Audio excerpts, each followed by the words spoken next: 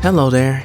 A new Paper Mario game has been revealed, and naturally, everyone is very eager to discuss it. However, given the game's choice of direction that favors a new style over the more traditional ones, people still have their grievances and dislikes, which is also pretty normal.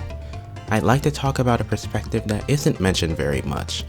I'm not looking to pick apart the arguments surrounding the changes in the series, however. All of you are intelligent enough to form your own opinions, with or without justifications. You don't really need to be told that it's okay to feel emotions about things. You know the difference between having an opinion and being a jerk.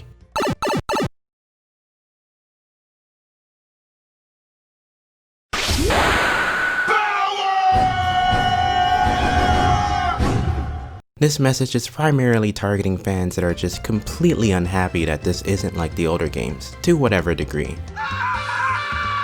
My goal isn't to convince you to give the game a chance or to like it, but to be okay with a brighter side of things that I don't see talked about very much, and in turn, accepting the game for what it is, and possibly embracing that. Like the previous entry, this game provides an opportunity for a varied experience than people are used to. Look at the Mario Party series, for example.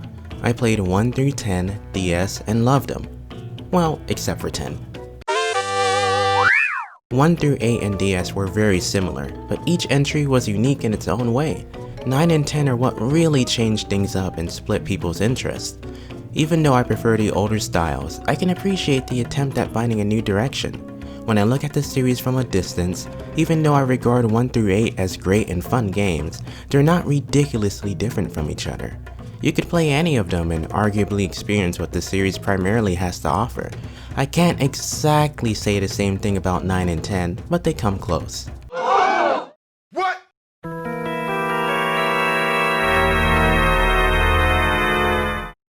Every single Mario Party game is vastly unique, and playing a single game doesn't capture the beauty of the franchise. That's what I meant to say.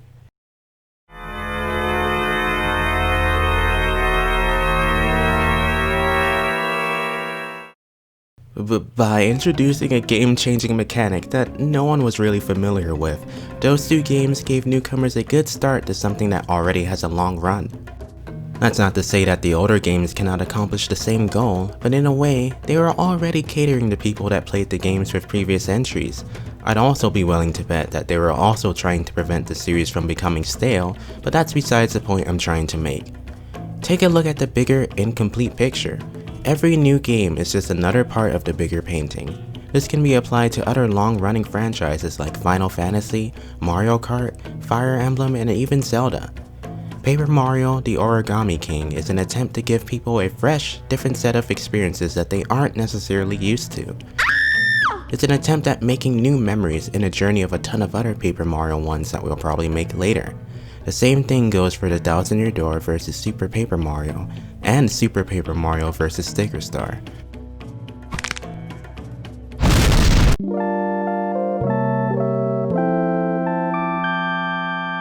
Once again, I know that the more similar entries of the Paper Mario games can still be great starts for new players. I know that having partners, unique character designs, and any of that wouldn't make it a worse experience for newcomers or detract from the experience. The Thousand Year Door is my favorite. Yeah! So I miss those things as well, but it's simply the direction that they chose to move in. I can't pretend to know as much as Nintendo employees and tell you why they aren't doing anything traditional right now. Could spend time analyzing stuff that Shigeru Miyamoto said years ago, but I feel like that happened way too long ago to justify sticking to someone's words like they were said yesterday. Although it's observable that they're keeping Mario character designs consistent, the reasons behind their design choices as game developers, as a business, and as individuals go well beyond my knowledge to make any assumptions from a business standpoint, or any other point aside from a consumer's. The good news is that the older games aren't going to stop existing.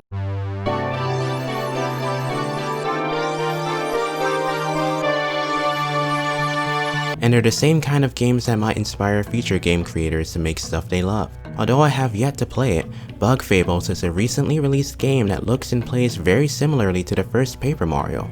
It also doesn't necessarily mean that they can't cater to long-term fans at the same time or never will again. I'm sure a ton of us would love a remastered Paper Mario game or a new entry in a similar style.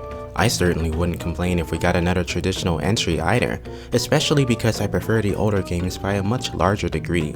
We just only know so much about the future.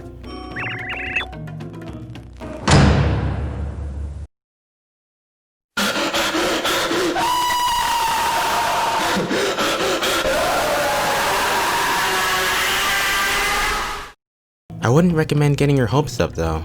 I wouldn't want you to trap yourself in a cycle of disappointment. You can go on with zero interest in the newer games and continue to like what you enjoy, and maybe we might be pleasantly surprised someday. It doesn't mean that we will, just try to stick around. That'd be nice. I'm sure a lot of love was put into this game. It's simply just a different kind of love that more traditional fans are used to. There's also the point that it's always up to the developer's intuition and all that jazz, and it's thanks to their creative decisions that we got a very different but beloved third entry in the series. The Origami King still isn't out yet either, so we only know so much. It may end up having things that traditional fans really like, although the trailer may not be very indicative of that based on some mixed receptions flying around. Gaming itself is not very old. Paper Mario is about 20 years old. Heck, I'm only a year older than the series itself. I'd be very surprised if this is where it stayed for years to come. Look at the whole picture, it still isn't finished yet. Now, my second point. I, like many people, can say that I have very fond memories of playing the first 3 games, and still can't stop enjoying parts about the games years later. People are still making fan art of beloved Paper Mario characters. People are still talking about them. It's clear that these games brought a lot of happiness to a lot of people. Now, I ask that you consider this idea for a moment. The Origami King will eventually be a bunch of people sit out near your door. There will be people that play this game and continue to express their enjoyment of that game years later, just like we do. Given the popularity of Super Mario and the Nintendo Switch, I feel like it's bound to happen. Sure, there are people that like to buy games to have fun and don't really care too much about the itty-bitty stuff. However, there are also people that can get very attached to a series or franchise and are lucky enough to get some kind of everlasting enjoyment from its existence. As I get older, I've grown to appreciate this a lot more. These are the kinds of things that bring people together. I've met plenty of people over the course of many years just because we shared a favorite hobby or video game. You know, I once even had someone recognize my Vivian shirt on the bus. Do you know how exciting and rare something like that is? That would have never happened if I didn't express my enjoyment for the character, and it would have never happened if the artist that created the design didn't desire to draw it. That moment easily made my day the best I've had in a while, and I'm still happy that I had a chance to meet him, especially for someone that's not always the best at talking to people. I should really participate in that Paper Mario Discord. Anyway, all we can do is continue to enjoy the games we like and express how much we like them.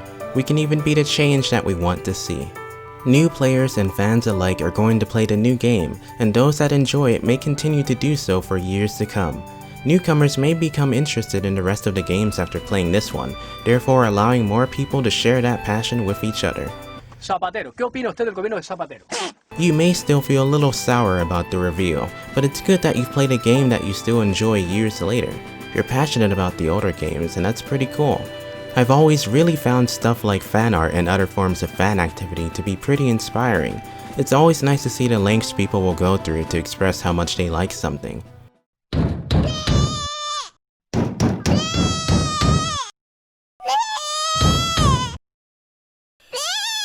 I know that nothing I say changes anything about the game, but it's not, like, a mistake that they cooked on purpose. If you're spending a lot of time trying to understand their intentions, I feel like you may be overthinking it. I'm pretty guilty for overthinking pretty much everything. So it might be helpful to remind you that there's a lot of information that we just don't know. If you're very upset about the deviation from what used to be the standard, that's fair. I know you're not happy about the new game, but to reiterate, you never know what will happen in the future. We all really liked the unique personalities, stories, and the characters that we met in the previous games. I encourage you to avoid being the opposite of what you love, and actively being against changes in unique qualities that may separate the game from the rest of the series. People didn't like how the Toads seemed too similar in the past 2 games. Let's not desire that the games be just like the Toads when it comes to the bigger picture. I understand that no one's asking for a clone of the Dolls Near Door, but you get what I mean. I'm not super stoked on a new direction, but I'm content with the new game existing. It's possible that I'll play the game and really not like it very much, but personally speaking, I'm okay with a scenario like that. Well, that's just me though. You're a fan of the games. You're clearly passionate about the series. And I'm sure you'd like to see good things from it. I too want to see good things from such a beloved Nintendo franchise. All of that is understandable, okay? Let's just be along for the ride. Once again, I'm not encouraging you to buy the new game or anything like that. Clearly a great number of you have been let down enough.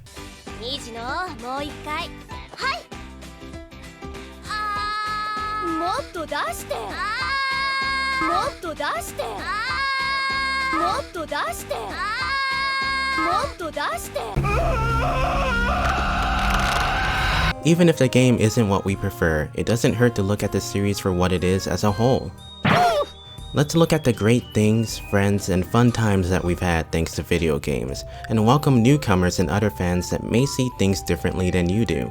In the end, gaming brings people together. We may have a similar appreciation for the series, but that doesn't mean our experiences have to be the same. Thanks for watching. I hope I was able to change your mind somewhat.